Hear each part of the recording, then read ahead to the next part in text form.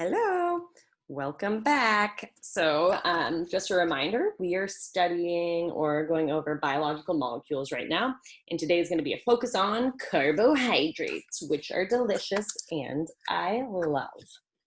So let me go ahead and share my screen, iPad. Let's get this up and rolling. Okay, let's see. Okay, so we already talked, really quick review, about carbon and its importance. You should have a good handle on your functional groups, or at least start making, filling in your chart that is going to be due about those functional groups. Going through all of those, making sure that you can recognize them. I won't ask you to draw them, but you should understand their properties.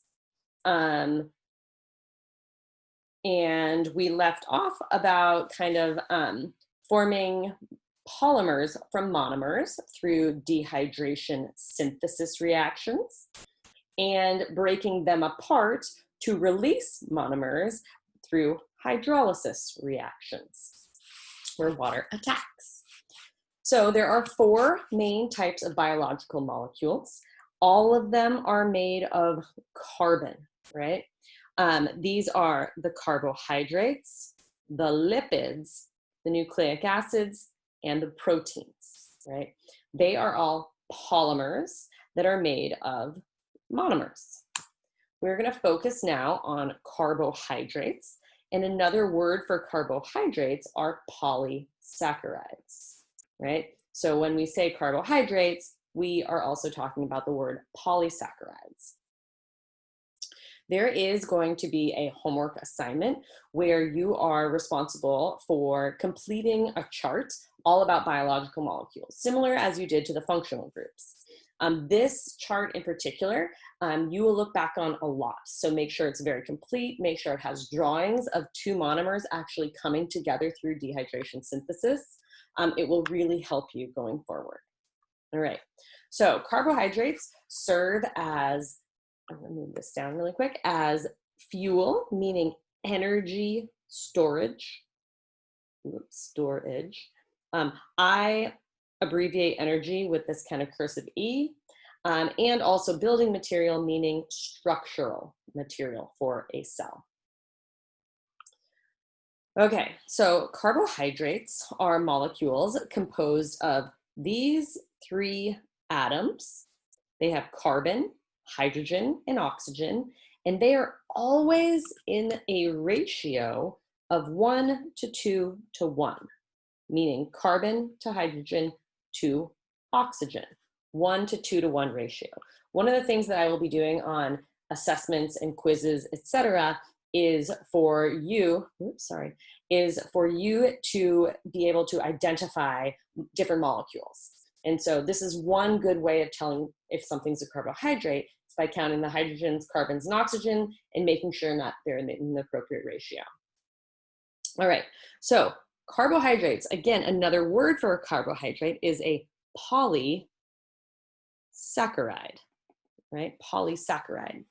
So what that means is that a monomer is a monosaccharide. And this word saccharide really kind of means sugar, right? And that's why carbohydrates are delicious, because they're made of sugar, all right? Made of lots of different sugars. All right, so here are three different examples of a monosaccharide, 1, 2, and 3, glucose, fructose, galactose. Again, I'm not gonna have you draw these things. Glucose is one that the structure we're gonna come back to many times. You might wanna know that, but I'm not gonna ask you to draw that on a test or quiz. All right, so what you notice is that they form rings, right? So they're often forming rings, and that is in watery environments. And if you look at their functional groups, take a look. What kind of functional groups do they have? They have a lot of hydroxide ions. Oh, sorry, not ions, functional groups. Hydroxyl functional groups. All right, so those are examples of monosaccharides.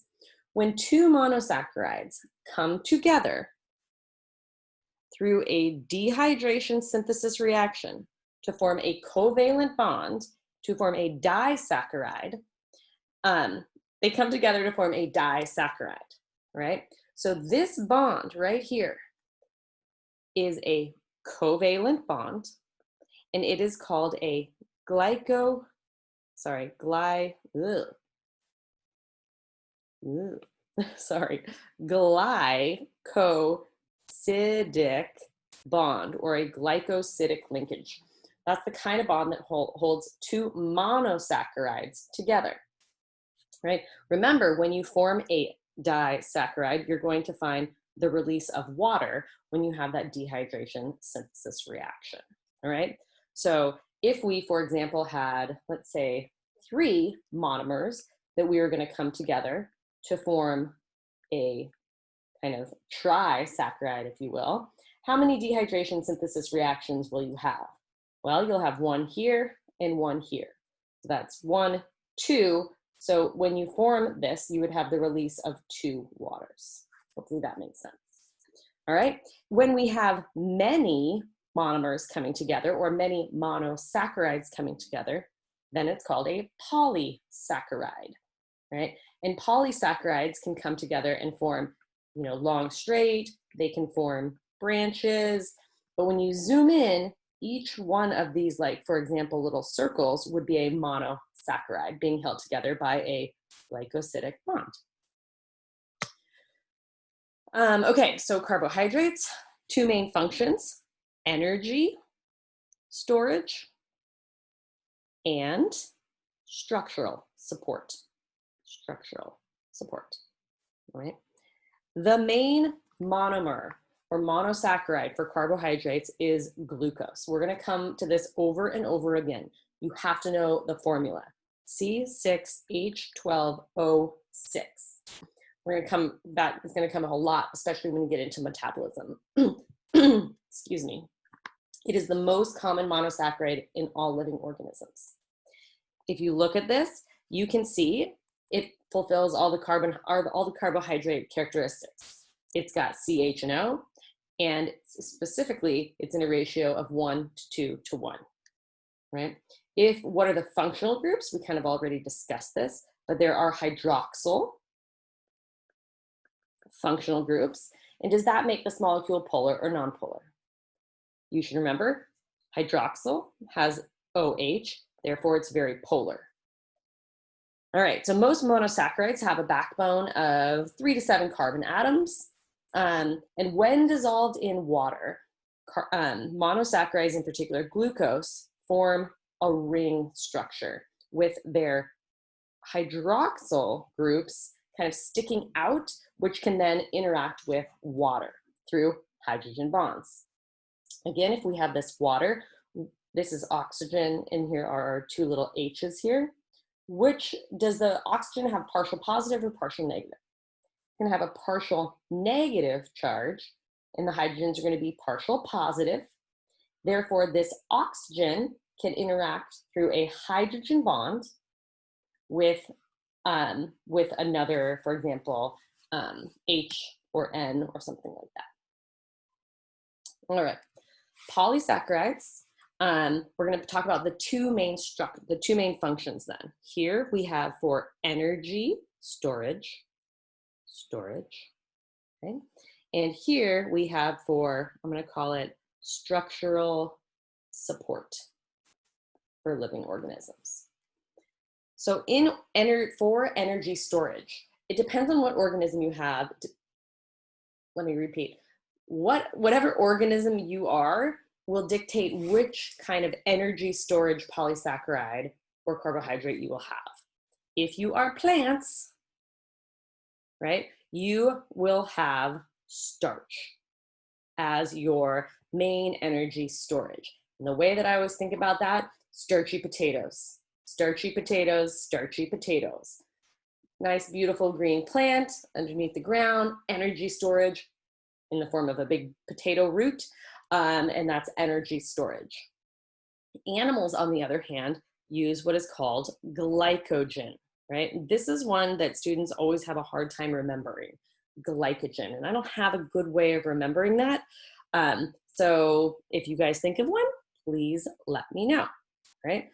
So in plants, we have, again, starch.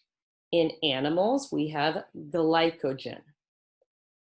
And it seems kind of arbitrary that I'm making you memorize all of this, but it's going to come back over and over and over again throughout the course of the entire year. So you just have to know it. And remember, this kind of bond that is holding each of these monomers to the entire polysaccharide is called a glycosidic bond, or a glycosidic linkage. All right, so if we look now at the structural support polysaccharides, it also depends. So if you are a plant, then what you have is cellulose, all right? And that is in the cell walls of plants. And humans cannot digest cell walls, and it has to do with kind of the direction of the glycosidic linkages. So if you look here at glycogen, all the kind of glycosidic bonds are pointing in the same direction, whereas in cellulose, they go in these opposite directions, and humans cannot digest them. All right. If you are either an insect or a fungus, then you have what is called chitin. And so this is spelled as, this is pronounced as if it's spelled kite-in.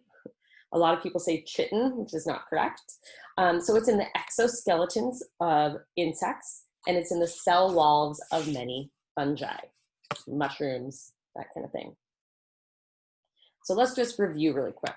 So here we have 3 different types of polysaccharides or carbohydrates, and then we have 3 questions. So the first question, what is the major storage of glucose in plants? So again, storage, I think plants, how do they store? I think starchy potatoes, right? Here, starchy potatoes. What is number 2? What is the major storage of carbohydrates in animals, right? We either have cellulose over here or glycogen. And the answer here is glycogen. So again, for energy storage, these are usually branched polysaccharides. And that is because, for example, if you're an animal and you have a fight or flight response and you need quick energy, you can perform hydrolysis reactions to release individual glucose monomers, and you can do that simultaneously for many, many, many different parts, and you can get, therefore, a huge energy release. So these kind of branched molecules are usually good for energy release or for energy storage. All right, so question number 3. Which is not digestible by humans? And that's left with cellulose, right? And cellulose is, again, in plant cell walls. And humans cannot digest it. All right, so that's it for carbohydrates, and I will leave it there.